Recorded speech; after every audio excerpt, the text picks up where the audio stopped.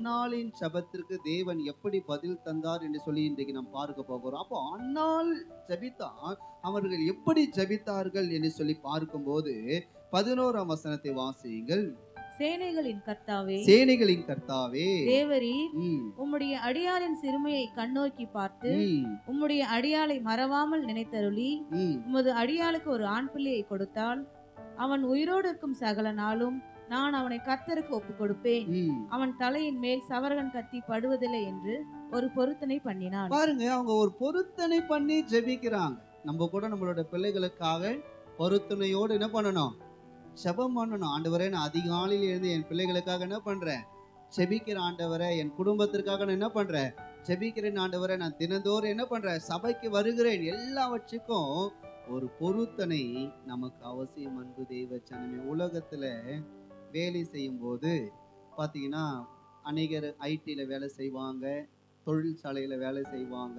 அவங்களுக்கெல்லாம் பார்த்தீங்கன்னா ஒரு கமிட்மெண்ட் இருக்கும். என்ன கமிட்மெண்ட்னா, இந்த ப்ராஜெக்டை எத்தனை மாதத்துக்குள்ளே முடிக்கணும்.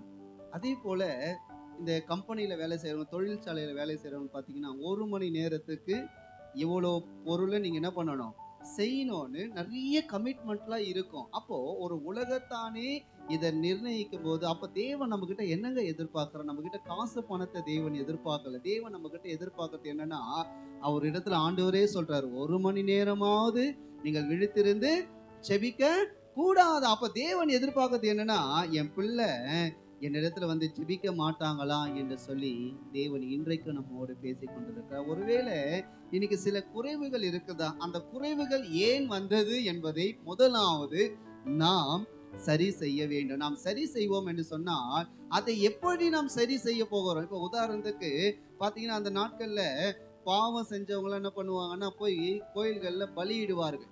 வேதத்திலேயே ஆசரிப்பு கூடாரத்துல என்ன பண்ணாங்க? பலி செலுத்தினாங்கன்னு. ஏன்னா பாவ நிவாரண பலி. ஆனா 2000 ஆண்டுகளுக்கு முன்பாக இயேசு இந்த பூமிக்கு வந்து நம்முடைய பாவங்களை எல்லாம் எங்க அறைஞ்சாரு? சிலுவையில் அறைஞ்சார். பாருங்க, பிதாவின் ஒரே பேரான குமாரனை இந்த பூமிக்கு தந்து நம்முடைய பாவத்திற்காக அவர் மரித்து பிசாசை ஜெயித்து இன்றைக்கு பிதாவின் வரது பாரிசத்திலே நமக்காக பேசி கொண்டிருக்கிறார். அப்போ இன்னமும் என் வாழ்க்கையில ஏன் குறைனா, ஏதோ ஒன்று என் வாழ்க்கையில காணப்படுகிறது. அதை தேவன் எடுத்து போடும்படியாய்தான் இன்றைக்கு அவர் நம்மோடு பேசி கொண்டிருக்கிறார். யோசிச்சு பாருங்க, ஆரம்ப நாட்களில் என்னுடைய ஜெபம் எப்படி இருந்தது? ஆரம்ப நாட்களில நான் தேவனை எப்படியெல்லாம் நான் தேவனை நேசித்தேன், எப்படிலாம் நான் தேவனை ஆராதித்தேன். இன்றைக்கு நான் ஒழுங்காக சபைக்கு வருகிறேனா? நான் கர்த்தரை ஒழுங்காக ஆராதிக்கிறேனா? நான் முதலாவது தேவனுக்கு நான் நேரத்தை ஒதுக்குகிறேனா என்று சொல்லி நான் பார்க்க வேண்டும். அன்பு தெய்வ சனமே, அன்னாள் தெய்வ சமூகத்துல வந்து அவர் ஒரு பொருத்தனை பண்ணி என்ன பண்றார்? ஜெபிக்கிறாள். அந்த பொருத்தனையின் ஜெபத்தை தேவன் கேட்டு என்ன செய்கிறார் என்று சொல்லி பார்க்கும்போது பாருங்க, வேதம் சொல்லுகிறது. 17ஆம் வசனத்தை வாசிங்க. 1:17.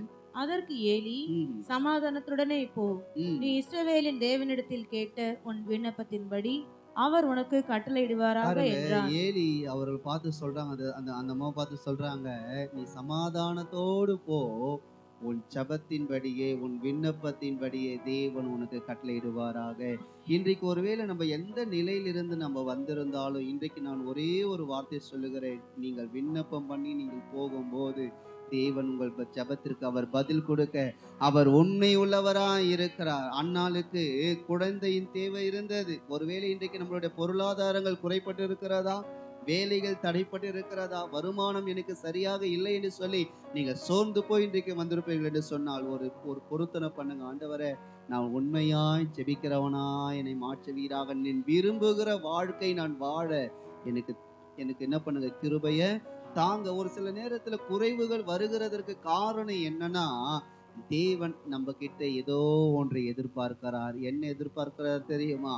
1 மணி நேரமாவது நீ விழித்திருந்து ஜெபிக்க வேண்டும் என்று சொல்லி தேவன் இன்றைக்கு அவர் நம்மோடு பேசுகிறார். ஒரு விசை கண்களை மூடி, ஆண்டவரே, என்னுடைய வாழ்க்கையில ஒருவேளை நான் செய்கிற தவறு நிமித்தமாய் சில போராட்டங்களை நான் சந்தித்திருப்பேன் என்று சொன்னால் இன்றைக்கு அதெல்லாம் விட்டுட்டு முதலாவது நான் உம்மை தேடி வர எனக்கு உதவி செய்வீராக. தேவ சமூகத்துல அன்னாள் ஜெபிக்கிறார். ஆண்டவரே, என் வாழ்க்கையில ஒரு நன்மை நடக்க வேண்டும்.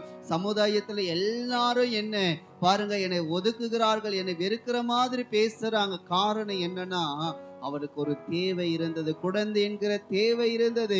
ஒருவேளை இன்றைக்கு உங்களுடைய வீட்டிலே உங்களை ஒதுக்கலாம், சமுதாயத்திலே ஒருவேளை நம் தள்ளப்பட்டவர்களாய் காணப்படலாம். வேலை செய்யும் பொழுது அந்த வேலை ஸ்தலத்துல நான் உண்மையாதான் வேலை செஞ்சேன், இன்றைக்கு சில போராட்டங்கள் என் வாழ்க்கையிலே காணப்படுகிறதுன்னு சொல்வீங்கன்னா, இன்றைக்கு அன்னாளை போல ஒரு பொருத்தனை பண்ணி ஜெபம் பண்ணுங்க.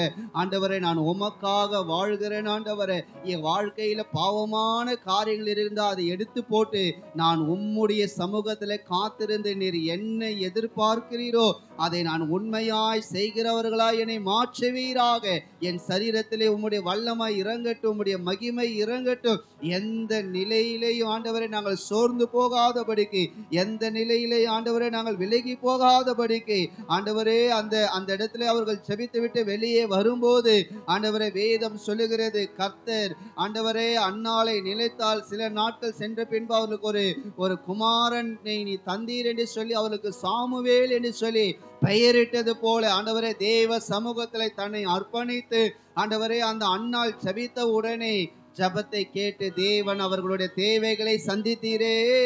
இங்க வந்திருக்கிற ஒவ்வொரு தேவ பிள்ளைகளுடைய ஜபத்தை கேட்டு அன்னாளின் கண்ணீருக்கு பதில் தந்து அவர்களுக்கு ஒரு அற்புதம் செய்த தெய்வமே, இன்றைக்கு இங்க வந்திருக்கிற ஒவ்வொரு பிள்ளைகளுடைய வாழ்க்கையில அற்புதங்கள் நடைபெறுவதாக, எல்லா தடைகள் இயேசுவின் நாமத்தினால் உடைக்கப்படுவதாக, உம்முடைய வல்லமை ஆண்டவரே ஒவ்வொருடைய குடும்பத்திலே இறங்குவதாக, ஒவ்வொருடைய சரீரத்திலே இறங்குவதாக. இயேசுவின் நாமத்தினால் இயற்கைக்கு அப்பாற்பட்ட அற்புதத்தை எங்கள் ஒவ்வொருடைய வாழ்க்கையில் நீ செய்து உம்முடைய நாமத்தை மகிமைப்படுத்தும்படியாய் ஜெபிக்கிறோம். கர்த்தர் ஜெபத்தை கேட்டு அப்படியே செய்யும்படியே தேவனை ஸ்தோத்திரம் பண்ணுவோமா? ஸ்தோத்திரம், ஸ்தோத்திரம், ஸ்தோத்திரம், ஸ்தோத்திரம்.